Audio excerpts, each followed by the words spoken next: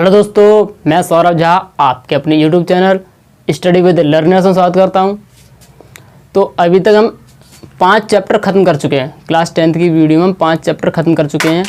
आज हम chapter number 6 चालू करेंगे। तो चैप्टर नंबर 6 जिसका क्या नाम है, त्रिभुज।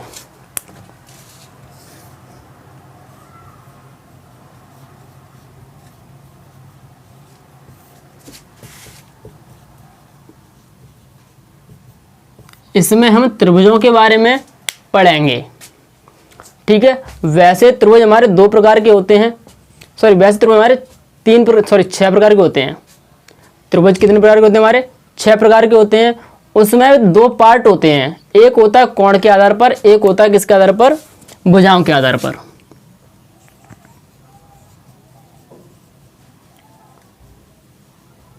ये आपकी बेसिक जानकारी त्रिभुजों के बारे में, कोण के आधार पर और भुजाओं के आधार पर।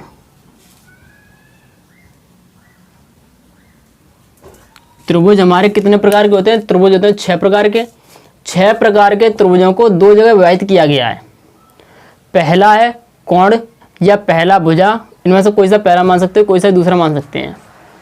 पहला कोण के आधार पर, दूसरा क्या है? भुजाओं के आधार पर। इसमें जो कोण के आधार पर है, इसमें 3 प्रकार के त्रिभुज होते हैं। न्यून कोणीय त्रिभुज,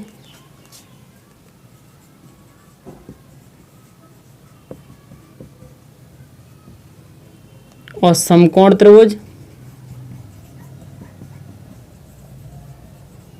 तीसरा होता है अधिक कोण त्रिभुज।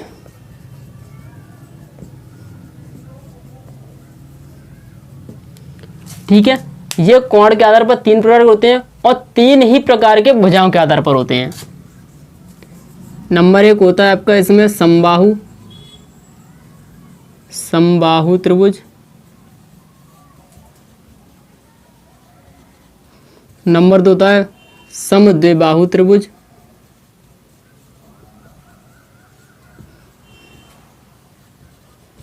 और नंबर 3 होता है आपका विषमबाहु त्रिभुज।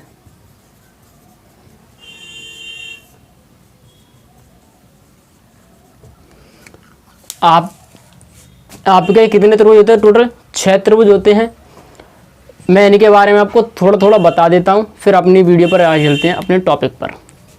अगर आपको इनमें से किसी को परिभाषा नहीं पता 6 की, तो मैं आपको एक और परिभाषा रिपीट करा देता हूँ, जिससे आपका रिवीजन हो जाएगा।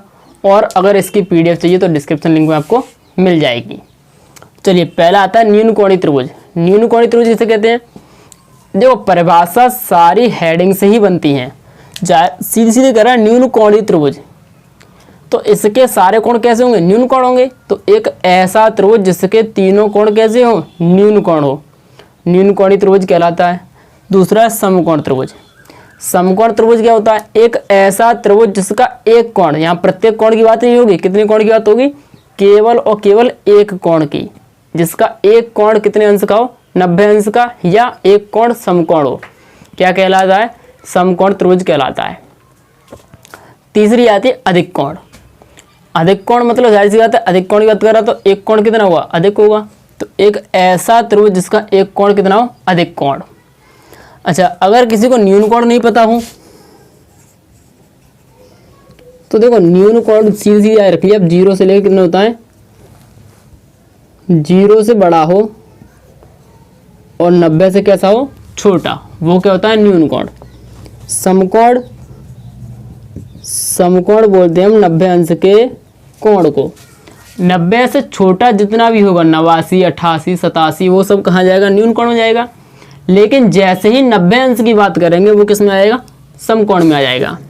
उसके बाद बात करते हैं हम अधिक कोण की। अधिक कोण, अधिक कोण क्या है कि 90 से तो बड़ा है, लेकिन 180 अंश से कैसा होता है? छोटा होता है।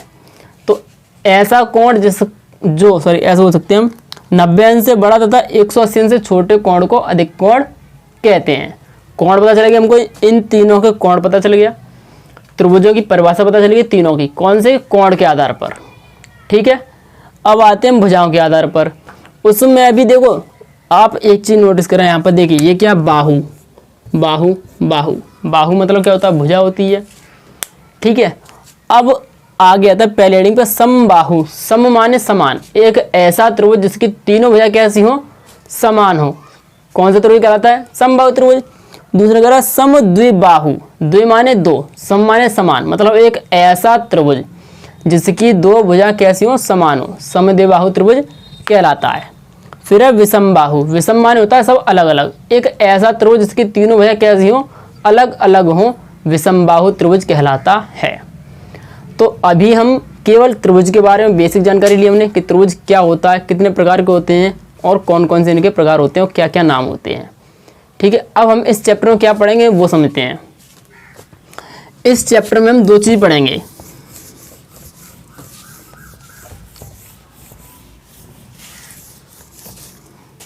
इस चैप्टर में दो चीज पढ़ेंगे, एक होती है समरूप, दूसरा पढ़ेंगे सर्वांग सम। सर्वांग सम, इसका जो चिन्ह होता है वो होता है लव, ऐसा होता है, और इसका जो चिन्ह होता है वो ऐसा होता है। ठीक है, दोनों में थोड़ा सा अंतर है बस, परिभाषा भी इनकी थोड़ी सी अलग अलग है। तो देखो मैं अपनी भाषा समझाता हूँ पहले, फिर परिभाषा लिखा दूंगा मैं।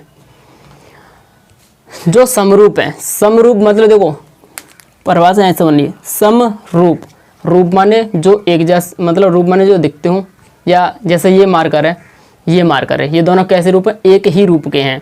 तो एक ही रूप के जो होगा वो क्या होगा, समरूप होंगे, समान रूप के। तो ये दोनों कैसे हैं, समान रूप के, ये क्या है, समरूप है हमारे। ठीक है, जैसे मैं बात करूं दो वृत्तों की, एक वृत्त ये है और एक ये बड़ा वृत्त है, ये दोनों वृत्त कैसे होंगे हमारे, समरूप होंगे। समरूप मतलब एक जैसी शक्ल हो, पूरी बिल्कुल डिट्टो। ये मार्कर और इस मार्कर में कोई अंतर नहीं है। अगर मैं इन दोनों को मिला दूं आपस में तो आप पहचान नहीं कर पाओगे मेरे हाथ में पहले वाला ये था या ये था, नहीं पहचान कर पाओगे। तो ये दोनों कैसे समरूप हैं। और ये सर्वांगसम भी हैं, मैं बताऊंगा सर्वांगसम कैसे हैं। समरूप ये है कि आकृति चाहे छोटी हो चाहे बड़ी हो, आकृति चाहे छोटी हो या बड़ी हो, लेकिन एक जैसे रूप की होनी चाहिए, तो वो कैसी होगी, समरूप होगी। जैसे आप बात करें, अगर मैं उदाहरण दूं अपने जैसे में, तो हम इंसानों की बात कर सकते हैं। जैसे मैं हूं और अगर मेरा कोई छोटा भाई है, तो हम दोनों कैसे होंगे, समरूप होंगे, भले ही मेरी लंबाई और उसकी लंबाई अलग अलग क्यों ना हो। या मैं हूं या मेरे से कोई बड़ा भाई है, तो हम दोनों कैसे होंगे, समरूप होंगे, क्योंकि उनके भी मुंह होता है, नाक कान सब चीज़ होते हैं, वो चीज़ मेरे पास ही है। तो हम दोनों कैसे होंगे, समरूप होंगे, भले ही हम दोनों की लंबाई या चौड़ाई दोनों में कैसी हो, अलग अलग क्यों ना हो। तो समरूप में लंबाई चौड़ाई मायने नहीं रखती है, केवल और केवल रूप मायने रखता है। जैसे ये वर्ग है, एक वर्ग ये है और एक वर्ग ये है, ये दोनों कैसे हैं, समरूप हैं। इनकी लंबाई चौड़ाई हमने इससे कोई मतलब नहीं है कि ये छोटा ये बड़ा है, समान रूप की होनी चाहिए। अब मैं कहूं कि ये एक आयत है और ये मैंने बना दिया एक समांतर चतुर्भुज,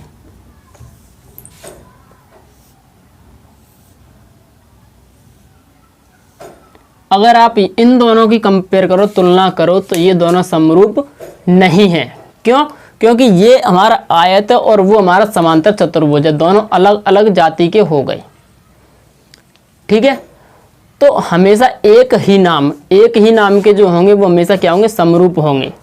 चाहे वृत्त उठा लें, 2 3 4 कितने वृत्त ले लें हम, चाहे कितने ही वर्ग ले लें, चाहे कितनी समांतर चतुर्भुज त्रिभुज कोई सी त्रिभुज ले लें हम, अगर वो एक ही नाम के होंगे दोनों कैसे होंगे, समरूप होंगे, और एक नाम के नहीं होंगे तो समरूप नहीं होंगे। चलिए अब बात करते हैं हम सर्वांगसम की। सर्वांगसम क्या होता है,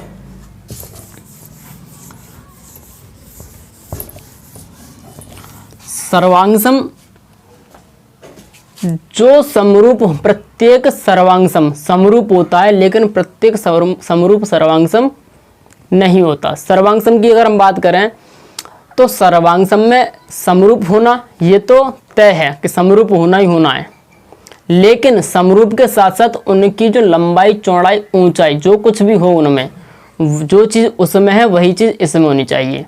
जैसे मैं इस मार्कर की बात करूं और इस मार्कर की बात करूं, ये दोनों की लंबाई कैसी है, दोनों की बराबर है। अगर मैं इनकी या इस क्षेत्रफल की बात करूँ तो ये दोनों क्षेत्रफल जो आप देख रहे हो सामने से, ये वाला क्षेत्रफल और ये वाला क्षेत्रफल, ये दोनों भी कैसे हैं, आपस में बराबर हैं। और नीचे वाले भी जो क्षेत्रफल है ये भी कैसे आपस में बराबर हैं। तो अगर मैं इनकी बात करूँ जो बिल्कुल शकल में एक जैसे दिखते हैं, वो हमेशा क्या होंगे, समरूप होंगे। जैसे आप और आपके दोस्त हैं, आप और आपके पास, दोनों दोस्तों के पास मनोहर रे क्लास 10th मनोहर रे की 2 किताबें हैं, एक उसके पास है एक आपके पास है। दोनों किताब नई खरीद के लेके आए। नई खरीद के लाने पर आपके रास्ते में आप आ रहे हो, आपके हाथ से दोनों किताब छूट जाती हैं और वो किताब आपस में मिल गई, तो आप पहचान कर पाओगे कि आपकी कौन सी थी और उसकी कौन सी थी? नहीं कर पाओगे ना। तो क्यों? क्योंकि वो दोनों कैसी, समरूप है। समरूप में आप पहचान नहीं कर पाओगे कि ये कौन सा था ये कौन सा था, दोनों एक जैसे होते हैं। हाँ, अगर आप नाम डाल लें तो बात अलग होती है।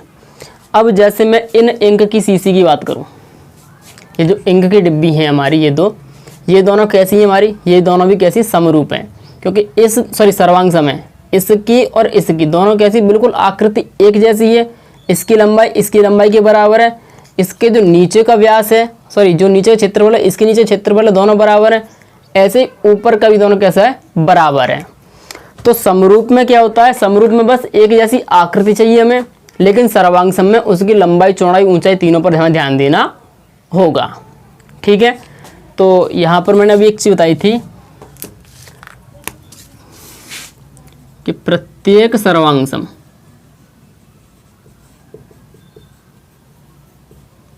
समरूप होता है,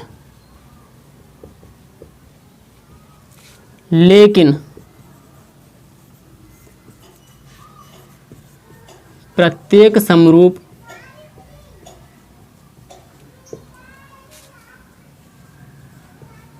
सर्वांगसम नहीं होता।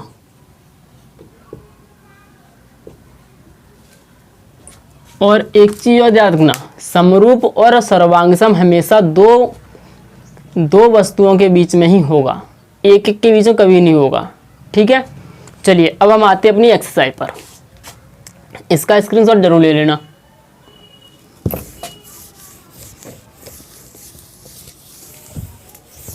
चलिए एक्सरसाइज आते हैं 6A पर। छोटी एक्सरसाइज है बहुत, आज इसी को खत्म कराएंगे हम, कल 6 भी चालू करा देंगे। ठीक है। तो देखो पहला कह रहा है निम्नलिखित युग्मों के 2 भिन्न भिन्न उदाहरण दीजिए। पहला सवाल है निम्नलिखित युग्मों के 2 भिन्न भिन्न उदाहरण दीजिए। इसमें 2 क्वेश्चन है। पहले में पहला है समरूप आकृतियां। पहला क्या कह रहा है, समरूप आकृतियां।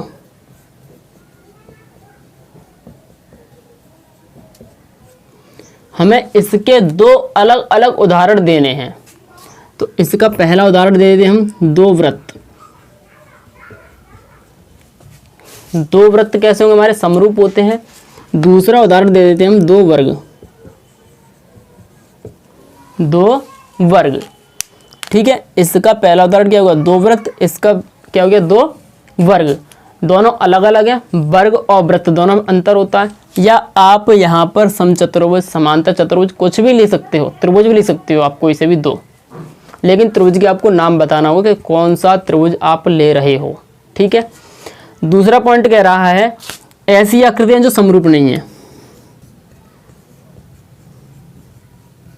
समरूप नहीं है। तो पहला पॉइंट में लिख देता हूं, एक समबाहु त्रिभुज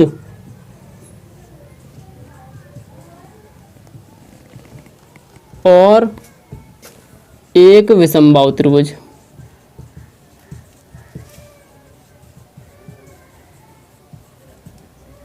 समबाहु त्रिभुज और विषमबाहु त्रिभुज कभी भी समरूप नहीं होंगे। समबाहु के साथ समबाहु समरूप होगा और विषमबाहु के साथ विषमबाहु समरूप होगा। दूसरा उदाहरण ले लेते हैं हम। तो एक वर्ग और एक आयत। एक वर्ग और एक आयत। देखो वर्ग की चारों भुजाएं कैसी होती हैं, बराबर होती हैं, और आयत के आमने सामने की भुजाएं बराबर होती हैं। देखिए जो त्रिभुज चैप्टर है, इसमें आपको बेसिक जानकारी के साथ साथ उनकी सारी परिभाषाएं भी आनी चाहिए। वर्ग से संबंधित, चतुर्भुज से संबंधित जितने भी चतुर्भुज होते हैं, 5 चतुर्भुज होते हैं हमारे, वह छठवां और होता है एक पतंग नाम से होता है। उसको याद करें चाहे ना करें उससे कोई ज़रूरी नहीं है, लेकिन 5 इंपॉर्टेंट होते हैं हमारे, उनको याद करना ही करना है। दूसरा त्रिभुज के बारे में, त्रिभुज की 6 परिभाषा, वृत्त, बेलन, शंकु, ये सब की हमें परिभाषा पता होनी चाहिए, पहचान होनी चाहिए, कैसे बनते हैं कैसे नहीं बनते हैं। देखो इनकी तो डिस्क्रिप्शन लिंक मैं नहीं दे पाऊँगा, लेकिन जल्दी से जल्द इनके विद फोटो और परिभाषाओं के साथ में आपके लिए एक PDF बना कर डाल दूंगा मैं। आज के लिए केवल मैं त्रिभुज और जो समरूप की परिभाषा है वहाँ तक ही मैं डाल पाऊँगा आज। ठीक है, चलिए अब ये दोनों क्वेश्चन समझ में आ गया आप लोगों के। इसमें कह रहा है पहले सवाल में 2 समरूप आकृतियों के 2 भिन्न उदाहरण दीजिए। पहला है 2 वृत्त। 2 वृत्त आप कोई सी भी सेंटीमीटर या मीटर लेकर खींच दीजिए, दोनों वृत्त कैसे होंगे, समरूप होंगे। या 2 वर्ग, किसी भी लंबाई का एक वर्ग और किसी भी लंबाई का दूसरा वर्ग, दोनों कैसे होंगे, समरूप। जो समरूप नहीं है उसके लिए 2 अलग अलग आकृति ले लीजिए, समरूप नहीं होंगे, बस बात खत्म। 2 अलग अलग आकृति ले लीजिए और वो कभी भी समरूप नहीं होते हैं। चाहे एक त्रिभुज एक चतुर्भुज ले लीजिए, आप एक त्रिभुज के साथ वर्ग ले लीजिए, बेलन ले लीजिए, कुछ भी ले लीजिए। ठीक है, चलिए अगले क्वेश्चन पर आते हैं हम। क्वेश्चन नंबर 2 में क्या कह रहा है, चित्र दे रखा है हमको, चित्र दे रखा है। अगर आपको चतुर्भुजों की जानकारी नहीं होगी तो आप चित्र भी नहीं पहचान पाएंगे कि ये कौन सा चित्र है कौन सा नहीं है। तो इसलिए आपको सबसे पहले इनकी जानकारी लेनी है, बेसिक जानकारी पूरी। उसके लिए मैं कोशिश करूँगा जल्द से जल्द एक वीडियो बना दूंगा उसकी, और उसकी PDF भी दे दूंगा। ठीक है, चलिए देखो उसमें 2 चित्र दे रखे हैं, 2 चित्र दे रखे हैं। 2 चित्र किस किस के हैं, चलिए यहाँ बना देता हूँ मैं। देखो थोड़े टेढ़े मेढ़े हो सकते हैं या छोटे बड़े हो सकते हैं, उसको मत देखना आप, बस ये देख लेना उस जैसा बन रहा है कि नहीं बन रहा है।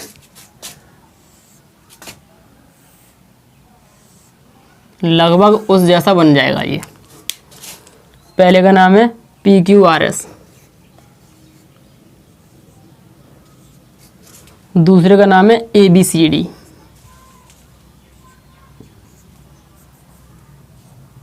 ये 3 सेंटीमीटर का है, ये भी 3 सेंटीमीटर, 3 और 3।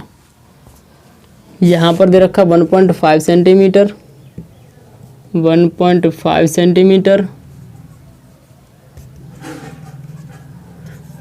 क्वेश्चन नंबर 2, हमें ये बताना है कि क्या निम्नलिखित चतुर्भुज समरूप हैं या नहीं हैं। ये दोनों चतुर्भुज समरूप हैं या नहीं है। तो देखो समरूप में क्या होता है, जो भुजाओं का अनुपात होता है वो बराबर होना चाहिए। संगत भुजाओं का अनुपात कैसा होना चाहिए, बराबर होना चाहिए। तो अगर मैं इसकी बात करूं, इस भुजा के अनुपात इसकी बात करूं कि AD/PS बराबर AB/PQ। संगत भुजाएं लिए मैंने, कौन कौन सी लिए, संगत भुजाएं देखो कौन कौन सी हैं। इस भुजा के संगत मैंने ये वाला लिया और इसके संगत मैंने ये वाला लिया है। तो इसके बट्टे ये AD/PS, AB/PQ। अगर ये बराबर आएगा तभी समरूप होंगे। तो अगर हम इसको हल करेंगे तो बराबर आ जाएगा, बराबर आ जाएगा, लेकिन ये समरूप नहीं होंगे फिर भी। अब समरूप क्यों नहीं होंगे सर, अभी तो आप बता रहे हो कि इनका अनुपात बराबर आना चाहिए, अब आप कह रहे हो बस समरूप नहीं है। तो इसकी कंडीशन है, कंडीशन क्या है, आपको परिभाषा और चित्र याद नहीं है, इसलिए कंडीशन यही है कि ये क्या है, ये हमारा एक वर्ग है, ये हमारा एक क्या है, वर्ग। वर्ग की परिभाषा क्या होती है, वर्ग की 4 भुजाएं बराबर होती हैं। इसकी भी 4 भुजाएं बराबर है, फिर ये वर्ग क्यों नहीं है। वर्ग की 4 भुजाएं बराबर होती हैं, उसके साथ एक कंडीशन होती है कि प्रत्येक कोण समकोण होता है। प्रत्येक कोण कितने अंश का होता है, 90 अंश का होता है, लेकिन इसका ये कोण 90 अंश का नहीं है। तो ये वर्ग ना हो के ये क्या होगा हमारा, ये होगा समचतुर्भुज।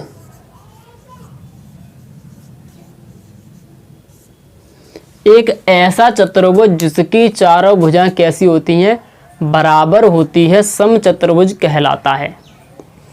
वर्ग और समचतुर्भुज में केवल इतना अंतर होता है कि इसका प्रत्येक कोण 90 अंश का नहीं होता, इसका प्रत्येक कोण 90 अंश का होता है। इसी प्रकार समांतर चतुर्भुज और आयत में अंतर होता है, केवल इतना ही अंतर होता है कि समांतर चतुर्भुज का प्रत्येक कोण 90 अंश का नहीं होता, लेकिन आयत का प्रत्येक कोण 90 अंश का होता है। तो ये इन दोनों का क्या है, अंतर है। तो जब इन दोनों के नाम ही अलग हो गए, ये अलग अलग जाति के हो गए, तो क्या ये समरूप होंगे, नहीं होंगे। तो इसलिए ये दोनों आपस में समरूप नहीं है। ठीक है, चलिए अब आते हैं क्वेश्चन नंबर 3 पर। देखो दो चीज़ देखनी होंगी हमें समरूप के लिए, क्या क्या। पहली तो इनके आकृति, क्या दोनों आकृति सेम है। आकृति सेम होने के बाद उनकी संगत भुजाओं का अनुपात और देखना है, उनके संगत भुजाओं का अनुपात, अगर वो भी बराबर है तो समरूप होगा।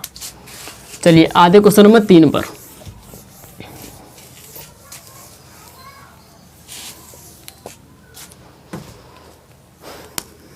क्वेश्चन नंबर 3 में भी दो चित्र दे रखे हैं। दो चित्र कैसे हैं,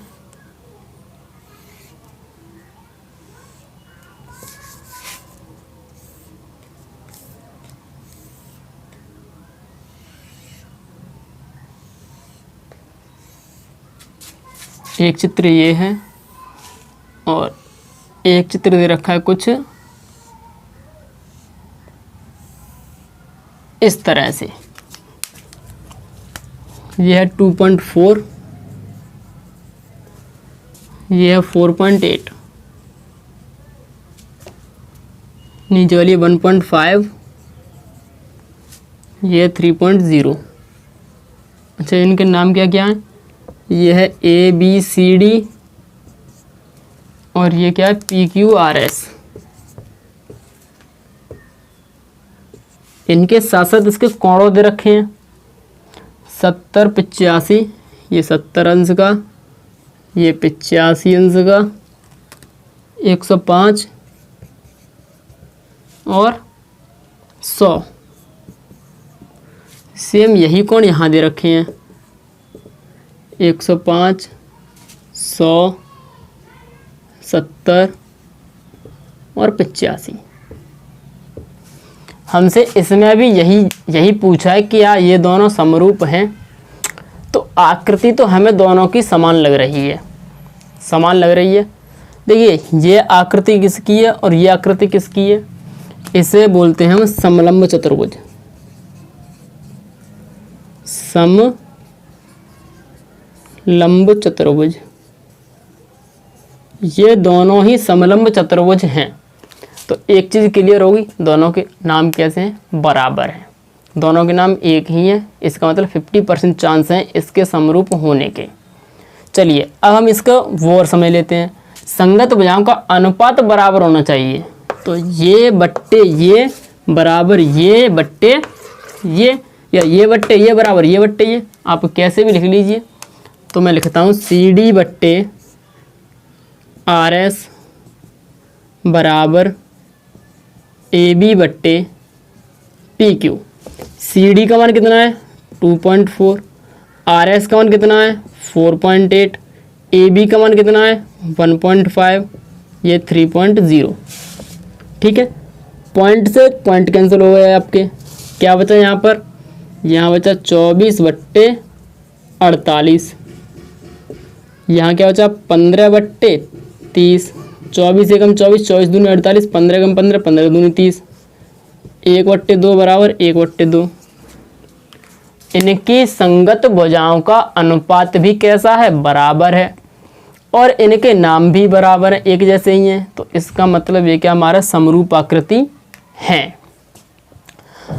और अगर आप इतना ना कर पाएँ तो देखिए जो कोण यहाँ पर है वही कोण वहाँ पर है, यहाँ 70 अंश का, वहाँ भी कितने का 70 अंश का, यहाँ 100 अंश का, यहाँ भी 100 अंश का, यहाँ 105 का, यहाँ 105 का, यहाँ 85 का, यहाँ भी कितने का 85 का। अगर चतुर्भुज के चारों कोण बराबर हैं तब भी वो कैसी होगी, समरूप आकृति होगी। आप ये से छोटी दो चीज़ याद रखिए बस, क्या क्या, कि संगत भुजाओं का अनुपात बराबर आ जाए और ना और आकृति एक जैसी हो। तो समरूप होगी, अन्यथा समरूप नहीं होगी। तो ठीक है दोस्तों, आज की वीडियो को हम यहीं खत्म करते हैं। कल एक्सरसाइज 6.6b चालू होगी। 6b में चालू करने से पहले कुछ प्रमेय हैं, उनको हम सिद्ध कराएंगे। ठीक है, तो प्रमेय सिद्ध करने के बाद हम एक्सरसाइज को चालू कराएंगे। धन्यवाद।